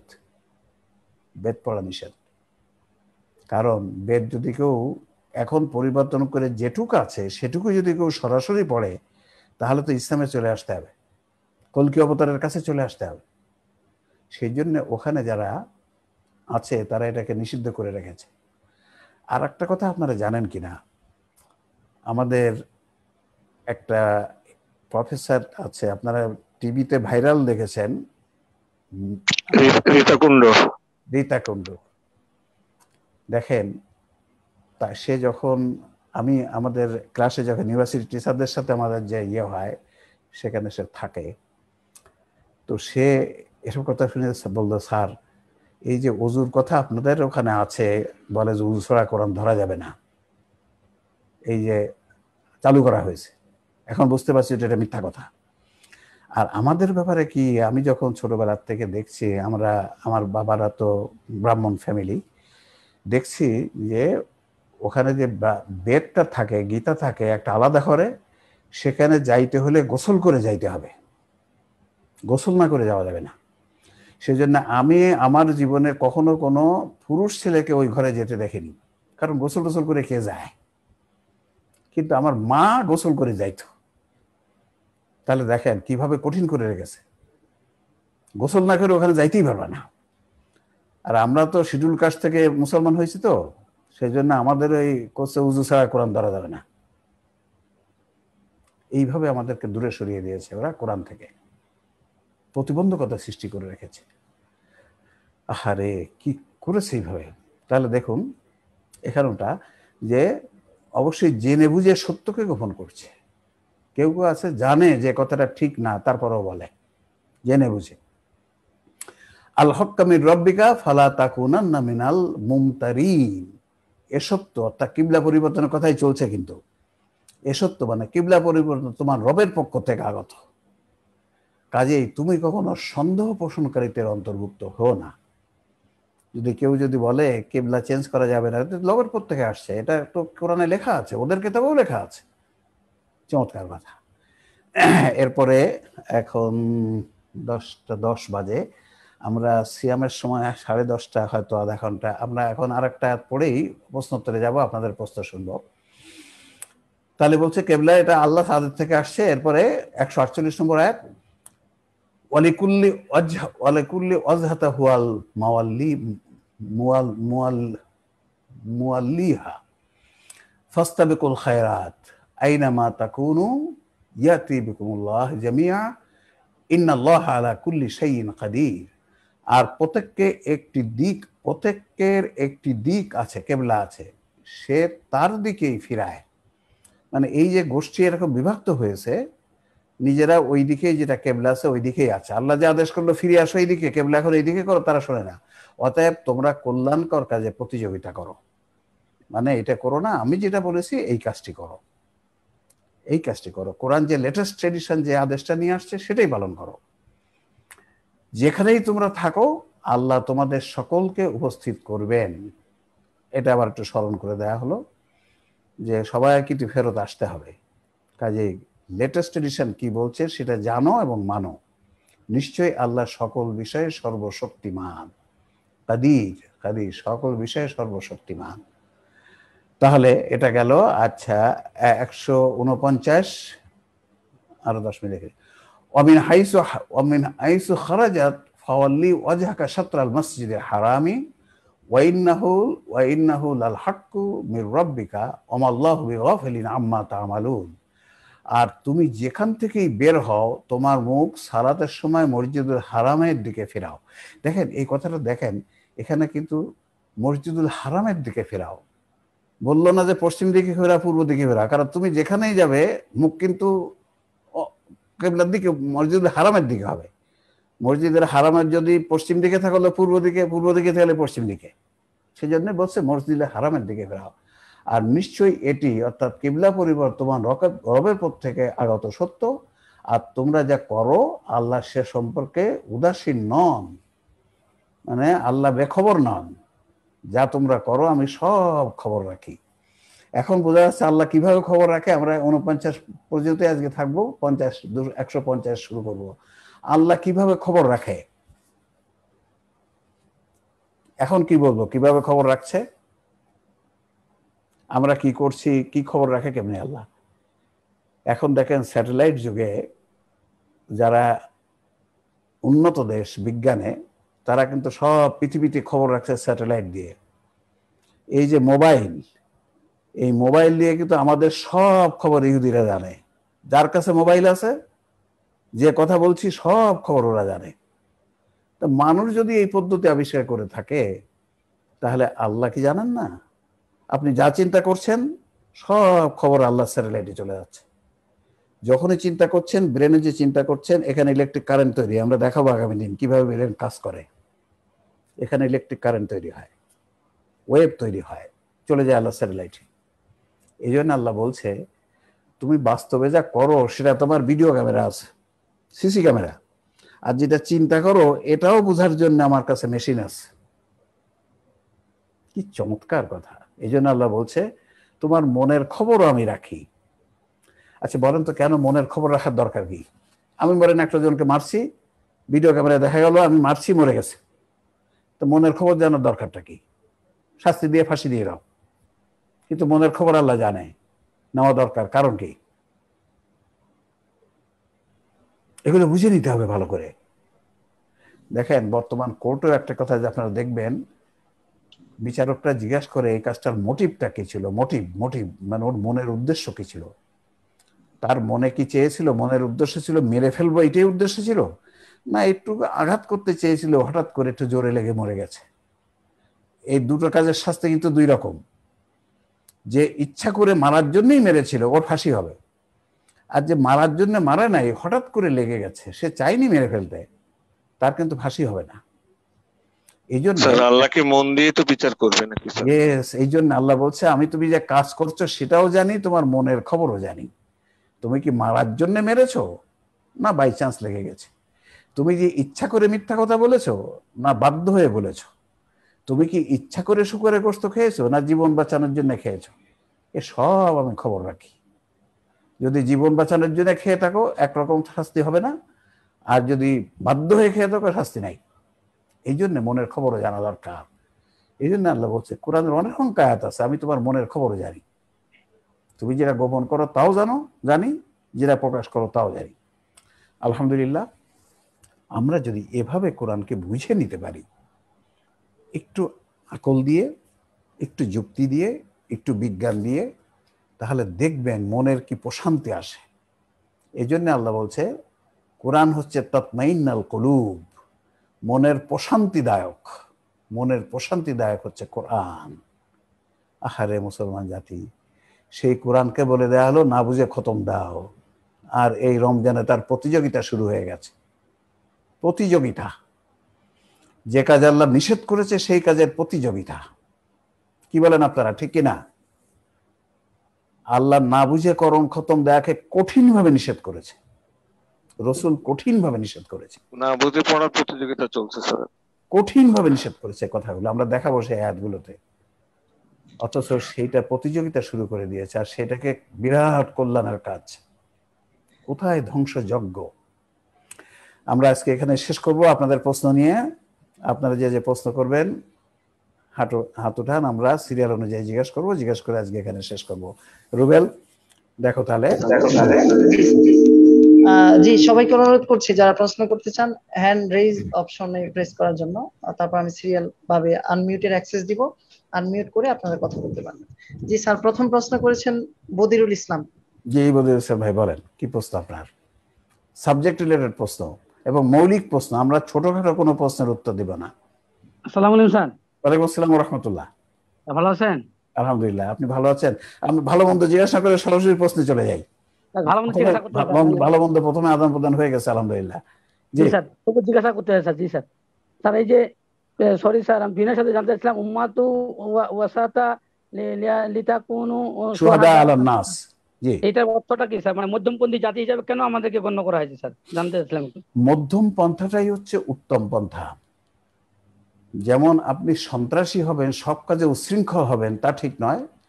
আবার ভিজা বেড়াল হবেন, আপনারা একজন অন্যায় করে পিটাচ্ছে, আপনি এখানে পিটানি খাইবেন, নো। আপনাকে মধ্যমতা, একেবারে অন্যায় করে সন্ত্রাসী করে সবকিছু করবেন না, আবার প্রতিবাদ করবেন না, তা হবে না। প্রতিবাদ করবেন যেখানে প্রতিবাদ করার দরকার। নবী কি বলেছে? অন্যায় হতে দেখলে হাত দিয়ে বন্ধ করো, না হলে মুখ দিয়ে প্রতিবাদ করো। আর তা যদি না পারলে কি করতে হবে? মুখ দিয়ে প্রতিবাদও করলে আপনাকে মেরে ফেলতে পারে, তখন কি করতে হবে বলেন তো? তখন কি করতে হবে? কি বলা আছে? কি বলা আছে হাদিসটাতে এবং তার অর্থ কি লেখা আছে? সাধারণত অর্থ লেখা আছে, আল্লাহ নবী এখানে বলছে মনে মনে ঘৃণা করতে হবে। এই অর্থটা ঠিক নয়, বন্ধ করার পরিকল্পনা করতে হবে। হচ্ছে যখন প্রতিবাদ করতে পারবা না, তখন মনে অনুশোচনা থাকবে, আমি করতে পারলাম না, এবং পরিকল্পনা করতে হবে কিভাবে এটা বন্ধ করা যায়। কিন্তু এই কথাকে দেয়া আছে ঘৃণা করবে, ঘৃণা করে বসে থাকলে কোনো লাভ নাই, কোনো লাভ নাই। যখন হাত দিয়ে পারলে পারবেন, যদি হাত দিয়ে না পারেন মুখ দিয়ে প্রতিবাদ করবেন। তাও যদি না পারা যায়, তখন মনে অনুশোচনা করবেন, আমি পারলাম না, আমার করার দরকার ছিল কিন্তু পারলাম না, কারণ আমি যদি এখানে করতে যাই আমার মেরে ফেলবে। কিন্তু আপনি ঘুমাবেন না, আপনি মনে মনে পরিকল্পনা করবেন, যাচ্ছে এইভাবে পারলাম না, তাহলে কোন ভাবে পারা যায়, ওই দিক দিয়ে এইভাবে আসতে বোধ হয়, ওইভাবে আসতে বোধ হয়, এই পরিকল্পনা করবেন। তাহলে দেখুন, এটাই ইসলাম আপনাকে ঘুমায় থাকতে বলে নাই। আবার একবারে মরে যাবে না, একবার ঠিক আছে আমি বন্দুকের সামনে গুলি মুখ পেতে দেয়, মারো, মেরে ফেলো আমারে, নো, এটা আত্মহত্যা, এটা আত্মহত্যা। ইসলাম হচ্ছে মধ্যপন্থা, এই কথাটাই বলেছে, this is the best way. Sir একটা প্রশ্ন ছিল স্যার, প্লিজ স্যার, ওই যে আপনার মসজিদুল হারামকে কিবলা করার তাৎপর্যটা কি স্যার, প্লিজ? আর কিবলা শব্দ অর্থ জানতে চাইছিলাম স্যার, প্লিজ। কিবলা মানে আপনি দেখুন, এই কিবলা হচ্ছে আসলে আমরা কি মসজিদুল হারামে আমাদের কিবলা করা হয়েছে, এটা সব জাতির জন্য এরকম একটা থাকে, মানদণ্ড থাকে।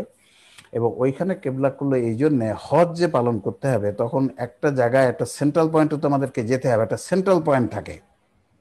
দেখেন জাতিসংঘ, এখন তো জাতিসংঘ বানাইছে এরা, যেখানে সবাই একসাথে হচ্ছে। মুসলমানদের কিবলা মানে সেন্ট্রাল পয়েন্ট, মানে জাতিসংঘ, মুসলমান জাতির মিলন স্থল হচ্ছে মক্কা। প্রতি বছর সারা বিশ্বের যারা ম্যাটার করে, সমাজের যারা ম্যাটার করে, তাদেরকে একসাথে ডেকে নিয়ে আসা হয়েছে। ডেকে এনে সেন্টার থেকে আপনাকে নির্দেশ দেওয়া হবে, আগামী এই বছর, গত বছর এই করেছি, আগামী এক বছর আমরা এই করব। এই জন্য একটা কেন্দ্রবিন্দু ঠিক করে দেওয়া হয়েছে, যেখানে তোমরা মিলিত হয়ে সিদ্ধান্ত নিবা পৃথিবী কেমন ভাবে চলবে, তোমরা কেমন ভাবে চলবা, পৃথিবীর মানুষকে সবাইকে কিভাবে নিয়ে পৃথিবীকে শান্তিময় করবা, সবাই মিলে বেহেশতে যাবা। এই জন্য আল্লাহ একটা কেন্দ্র ঠিক করে দিয়েছে। জাতিসংঘ যেমন করেছে, আল্লাহ অনেক আগে এই ব্যবস্থাটা করে দিয়েছে। আল্লাহু আকবার। জি স্যার। কিন্তু এখনকার জাতিসংঘ যেটা, ওটা কিন্তু এই কয়জনের হাতে, বেটো একজন দিলে সব উল্টে যায়। মুসলিমের জাতিসংঘ সেরকম নয়, এখানে সবার পরামর্শ নিতে হবে, পরামর্শ ভিত্তিতে যেটা বেটার সেটা করতে হবে। আলহামদুলিল্লাহ। নেক্সট প্রশ্ন। জি স্যার, নেক্সট প্রশ্ন করেছেন আনামুল হক।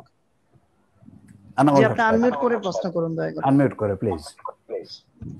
আসসালামু আলাইকুম স্যার।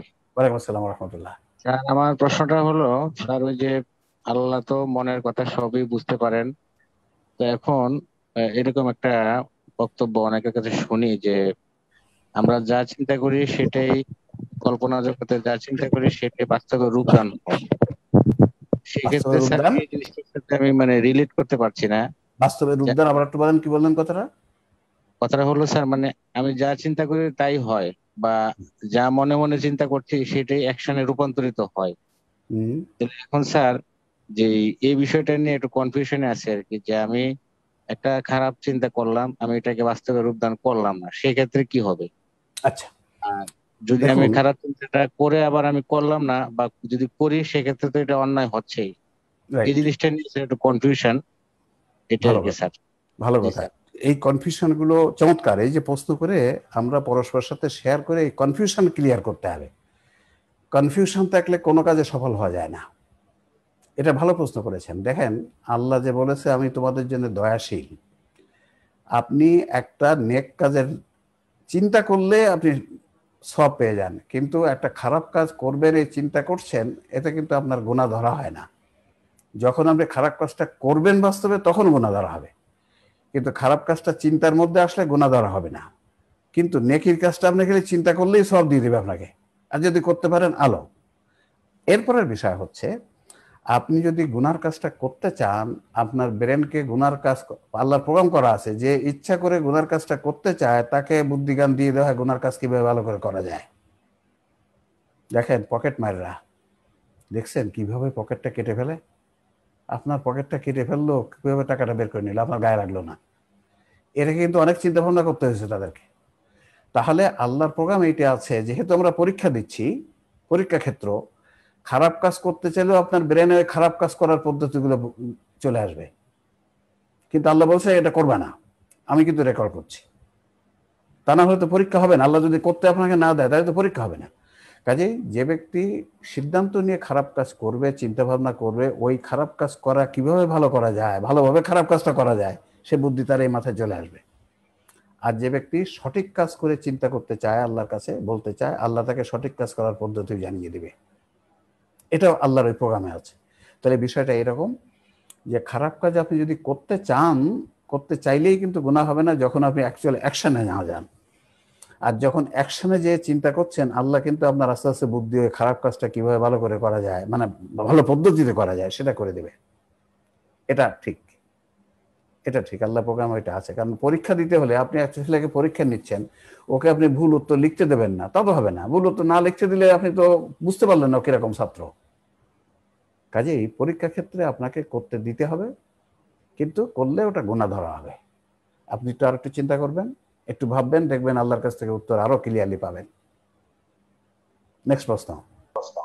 জি স্যার, নেক্সট প্রশ্ন করেছেন তাইবুর রহমান। জি, তাইবুর রহমান সাহেব বলুন। আসসালামু আলাইকুম স্যার। ওয়ালাইকুম আসসালাম ওয়া রাহমাতুল্লাহ।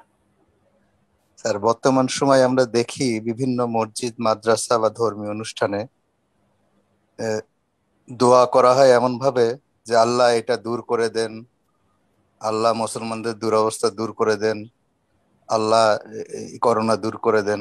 কিন্তু কোনো সময়ই এই কারণটা, কজ অ্যান্ড ইফেক্ট বলে তো একটা কথা আছে, আমি যদি কারণটা চিহ্নিত করে সে অনুযায়ী প্রসেসটা চালানোর, আপনার লেকচার থেকে যেটা আমরা বুঝতে পেরেছি বা কোরআন পড়েও বুঝছি যে আমাকে তো আগে কারণ চিহ্নিত করে তার সঠিক স্টেপ নিতে হবে, অর্থাৎ কাজ করতে হবে।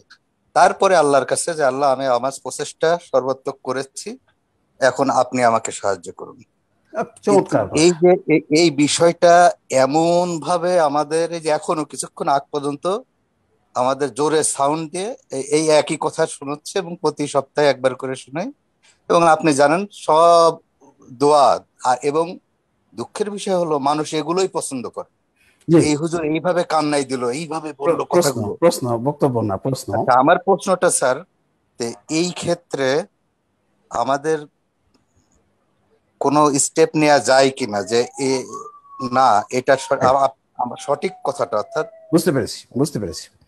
এই ব্যাপারে আমাদের করণীয় কি হতে পারে, আমরা কি না, করতে পারি? এটা তো আপনি আমাদের যখন আল্লাহর ইচ্ছা বইটা আছে, আপনি আল্লাহর ইচ্ছা বইটা আপনি নিজেও পড়ুন, সবার কাছে পৌঁছে দিন, হিন্দু, মুসলমান, বৌদ্ধ, খ্রিস্টান সবার কাছে আল্লাহর ইচ্ছা বইটা দেখেন, এই বইটা পৌঁছে দিন। এই কথাটা মানুষ জানে নাই বলে আজ এই কাজ চালু হয়েছে। আচ্ছা, দেখেন আমাদের যে বইগুলো এখন আমরা চমৎকার করে ফ্রন্ট পেজের যে ছবি দিয়েছি নতুন এডিশনে, সেটা আসছে। এই বইটা সবার কালেকশনে থাকা উচিত, সবাই। এইভাবে আমরা এখন বইয়ের সব প্রস্তুত করছি। আল্লাহর ইচ্ছা সবকিছু হয়। দেখুন, এই বইটা সবাইকে আপনারা পড়ুন। আমাদের তো বই আছে, লেকচারে আমরা শিখিয়েছি আল্লাহর ইচ্ছায় এই আল্লাহর ইচ্ছা বইটা, এই বইটার নতুন পরিচ্ছদ দেওয়া হয়নি। আল্লাহর ইচ্ছায় সবকিছু হয় কথাটির প্রচলিত প্রকৃত ব্যাখ্যা। এটা হচ্ছে আমাদের গবেষণা সিরিজ 24। এই বইটা পৃথিবীর সকল মানুষের পড়া দরকার, পৃথিবীর।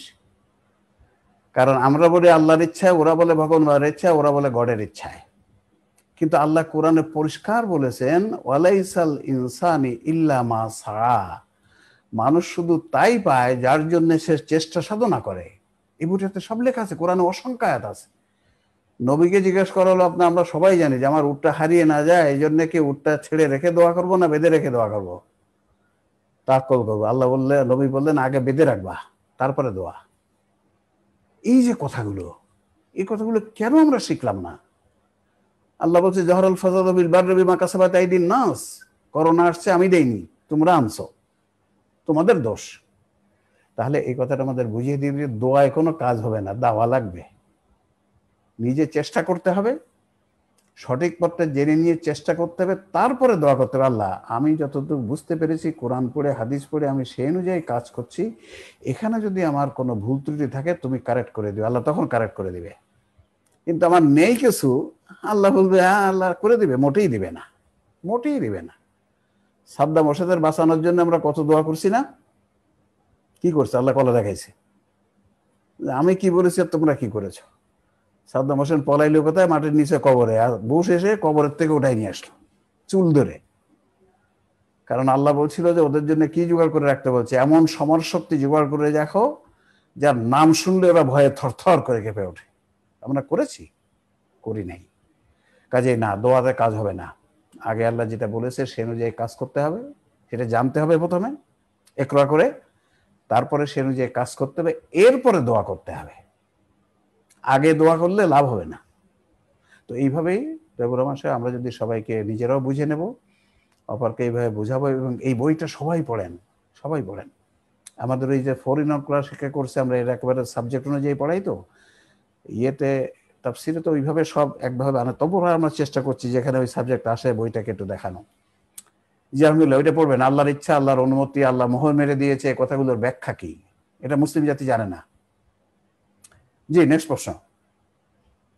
জি স্যার, নেক্সট প্রশ্ন করেছেন গোলাম মোর্শেদ স্যার। স্যার আপনি একটু আনমিউট করে কথা বলুন। গোলাম মোর্শেদ সাহেব প্লিজ। আসসালামু আলাইকুম। ওয়ালাইকুম আসসালাম। জি ডক্টর গোলাম মোর্শেদ সাহেব বলুন। স্যার ভালো আছেন? আলহামদুলিল্লাহ, আপনি আছেন ভালো না? জি বলুন। স্যার ওই যে আমি বলছিলাম উম্মাতান ওয়াসাতান, যেটা জি, ওই ওয়াসাতানের একটা অর্থ হলো উত্তম বা শ্রেষ্ঠ। আচ্ছা। ওয়াকাযালিকা জাআলনাকুম উম্মাতাও ওয়াসাতা, এভাবে আমি তোমাদেরকে শ্রেষ্ঠ জাতি হিসেবে বা উম্ম হিসেবে আমি সৃষ্টি করেছি। তাহলে এই আয়াতটা ওই আয়াতের সাথে সম্পর্ক হয়। কুনতুম খায়রা উম্মাতিন উখরিজাত লিন-নাস যেটা আছে না, ওই আয়াতের সম্পর্ক হয়। এদের মধ্যমপন্থী না ধরে যদি আমরা শ্রেষ্ঠ ধরি, উত্তম ধরি, তাহলে মনে হয় বেশি ভালো। ঠিক আছে, কিছুটা আমাদের ডক্টর গোলাম মোর্শেদ সাহেব উনি কিন্তু অনেক ভালো মানের আলেম, আলহামদুলিল্লাহ। একসাথেই আমরা কাজ করছি। উনি যে কথাটা বললেন উম্মাতান ওয়াসাতান মানে উত্তম জাতি, কারণ আরেকটা আয়াত আছে সূরা আলে ইমরানের 110 নম্বর আয়াত, যেখানে আল্লাহ বলছেন কুনতুম খায়রা উম্মাহ, তোমরা হচ্ছে শ্রেষ্ঠ উম্মাত। আর এখানে আল্লাহ বলছেন জাআলনাকুম উম্মাতান ওয়াসাতান, আর ওখানে বলছে খায়রা উম্মাহ। ওখানে খায়ের কথাটা আছে, মানে সর্বোত্তম উম্মত, আর এখানে ওয়াসাত। ওয়াসাত কথাটার আরবিতে কোনো মানে ডিকশনারিতে সর্বোত্তম আছে বলে আমি আবার একটু দেখবো। আমি আমার মনে হয় আছে স্যার, আছে না? আমার কাছে ডিকশনারি আছে স্যার। ওয়াসাতা মানে সৎ, উত্তম, ন্যায়, মধ্যবর্তী, মধ্যস্থিত, এই অর্থগুলো হয়। একটা হলো উত্তম এবং সর্বশ্রেষ্ঠ, এটাও আছে। আচ্ছা দেখেন, ওইখানে যেখানে বলা হচ্ছে কুনতুম খায়রা উম্মা উখরিজাত লিন্নাস, তোমাদেরকে আমরা শ্রেষ্ঠ উম্মাত করেছি, মানুষের কল্যাণের জন্য তোমাদেরকে সৃষ্টি করা হয়েছে। আমরা এখানে দেখেছি উম্মাতের একটা অর্থ হচ্ছে যত জাতিগত সৃষ্টি আছে পৃথিবীর তাকে উম্মাত বলা হয়। পাখি একটা উম্মাত, গরু একটা উম্মাত, ভেড়া একটা উম্মাত। তাহলে ওই আয়াতটার ব্যাখ্যা এটাই বেশি ভালো হবে, 110-এর আয়াত, কুনতুম খায়রা উম্মাহ, যে আমি যত সৃষ্টি করেছি পৃথিবীতে তার মধ্যে মানুষ হচ্ছে সর্বোত্তম সৃষ্টি। মানুষ হচ্ছে সর্বোত্তম সৃষ্টি, এই কথাটা ওখানে সব থেকে বেশি খাটে। এই একটা ওয়াসাতান কথাটা কিন্তু আরো অনেক জায়গায় আসছে, সেখানে মধ্যপন্থী কথাটা তো অনেক জায়গায় আসছে। তারপরেও আমি আবার একটু দেখবো আপনার এটা, যে ওয়াসাতের কথাটা ওই যে 3 ভাগে ভাগ করেছে, একটা হচ্ছে ওয়াসাত, আর একটা হচ্ছে গুনাহগার, আর একটা হচ্ছে মুতাকাদ্দাম। সেখানে কিন্তু ওয়াসাত কথাটা আছে, মধ্যপন্থী। তো তবুও আমি আবার একটু দেখবো, যে এটা দেখি আরেকবার একটু দেখবো আমি আপনার এই কথাটা, আর আবার দেখে হয়তো পরে আপনার সাথে কথা বলবো। জি নেক্সট। জি sir, next device name show করছে, নাম শো করছে না, আইফোন। জি বলুন। আইফোনে জি আসসালামু আলাইকুম। ওয়ালাইকুম আসসালাম ওয়া রাহমাতুল্লাহ। আচ্ছা, আবার আমি একই প্রশ্ন আসতেছি, মধ্যপন্থী। হ্যাঁ তো মধ্যপন্থী এটা যদি আমি ইংরেজিতে যাই, এক্সট্রিমিস্ট আর লিবারেল, ইন বিটুইন, যেটা বাংলায় আসে আপনার চরমপন্থী, অথবা তার অপোজিট কি হবে? জি, চরমপন্থী, মধ্যপন্থী, এবং আরেকটা হচ্ছে মধ্যপন্থী, উদারপন্থী। উদারপন্থী, উদারপন্থী আর মধ্যমপন্থীর নিচে বললে হবে না, উদারপন্থী। আচ্ছা ঠিক আছে, তারপর বলুন আপনি কি বলতে যদি চাচ্ছেন। তাই হয় তাহলে এখন কথাটা হচ্ছে যে ইসলামের যে এখন বিভিন্ন ভার্সন বেরিয়েছে, এই যে মনে করেন সালাফিজম, সুফিজম, যত ইজম, শিয়াইজম, সুন্নিজম, তো কিন্তু আল্লাহর কাছে তো আমরা একটাই আল্লাহ, যেটা আমাদেরকে বলছেন যে তোমরা মুমিন, মুসলমান, ইসলাম আমাদের দিন।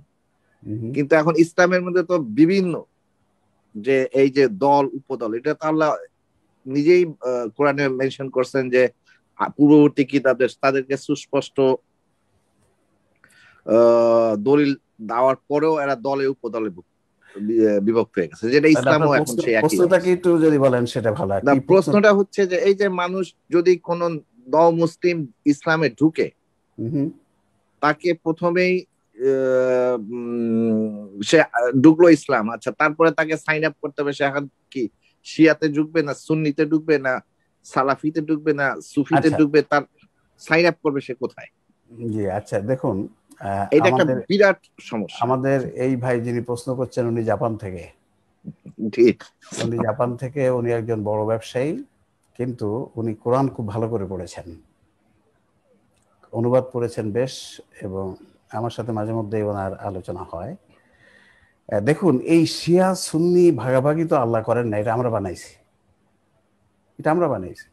শিয়া, সুন্নি, হানাফি, লামাজাবি, সাফি, আহমদ, হাম্বলি, এসব মানুষের বানানো, আল্লাহ করেন নাই।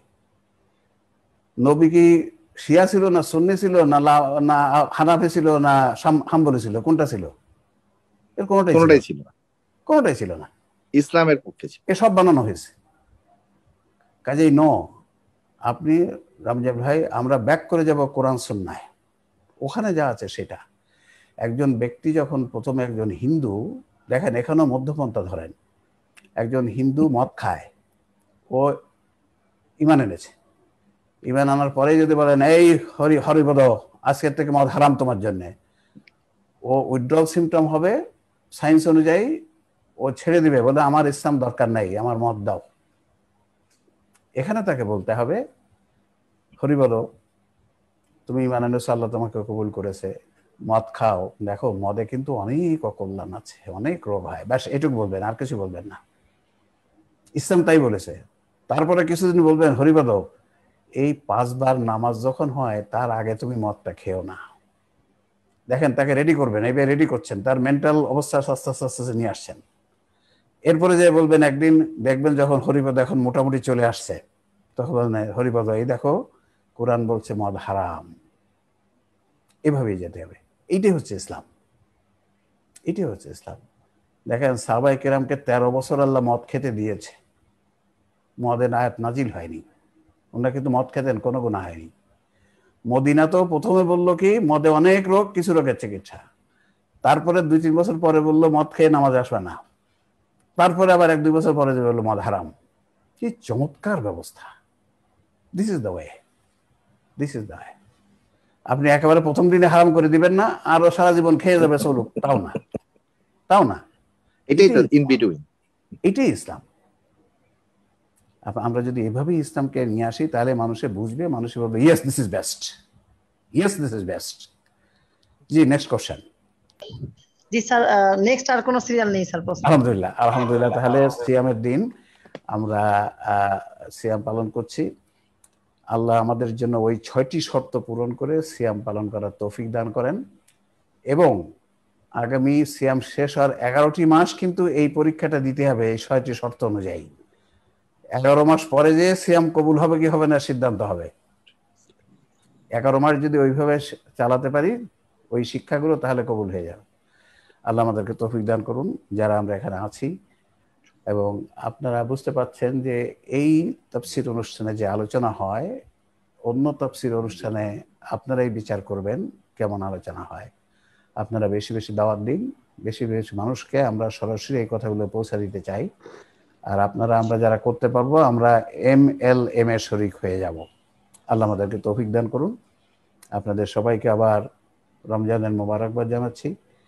আমি আপনাদের জন্য দোয়া করছি, আপনারা আমাদের জন্য দোয়া করবেন। কিওর এর জন্য দোয়া করবেন। কিওর অ্যাপ সারা বিশ্বকে সংশোধন করার জন্য কাজ করছে। কেউ আমাদের শত্রু নয়, সবাই আমাদের বন্ধু। আমাদের জ্ঞানের যে ভুল ঢুকিয়ে দিয়েছে, এই জন্যই আজ পৃথিবীর এই অসুবিধা। আমরা সে কাজটিকে সংস্কার করতে চাই আপনাদেরকে নিয়ে। আপনারা আসুন, আমরা সবাই মিলে এই কাজটি করব। আল্লাহ আমাদেরকে তৌফিক দান করুন। আমরা এটা যদি এইভাবে সিদ্ধান্ত নিয়ে এগোতে পারি, আল্লাহ বলেছেন সাহায্য আমি করব। সঠিক পথে যদি তুমি এগোতে পারো, তুমি চিন্তা করো, আমি তোমাকে চিন্তার খোরাক দিব। আল্লাহ আমাদেরকে তৌফিক দান করুন। ওয়া আখিরু দাওয়ানা আলহামদুলিল্লাহি রাব্বিল আলামিন। আসসালামু আলাইকুম ওয়া রাহমাতুল্লাহ।